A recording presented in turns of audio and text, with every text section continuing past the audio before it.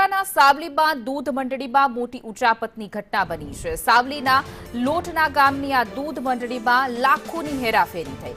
લોટના દૂધ મંડળીમાં નાણાકીય ઉચાપતનો મામલો ગુંજ્યો છે। આરોપી લાલસિંહ અર્જુનસિંહ પરમાર સામે પોલીસ ફરિયાદ નોંધાઈ છે। મંડળીના નાણાં અંગત ઉપયોગમાં વાપર્યા હોવાનો આક્ષેપ થઈ રહ્યો છે। બેંકમાં ભરવાના બદલે નાણાંનો અંગત ઉપયોગ કર્યો। દૂધ મંડળીના વાર્ષિક ઓડિટમાં સમગ્ર ગેરરીતિ સામે આવી છે। ઉપેન્દ્રસિંહ ચૌહાણની ફરિયાદના આધારે પોલીસે તપાસ શરૂ કરી છે। સાવલી પંથકમાં દૂધ મંડળીના કૌભાંડથી સહકારી આલમમાં ભારે ચર્ચા ચાલી। લાલસિંહ પરમાર ને એ મારે અગાઉથી 7 વર્ષથી મંત્રી હતા।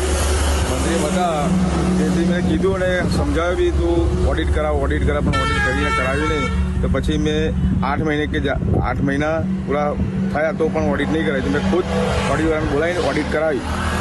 ઓડિટ કરાવવાથી 4.5 લાખ થા।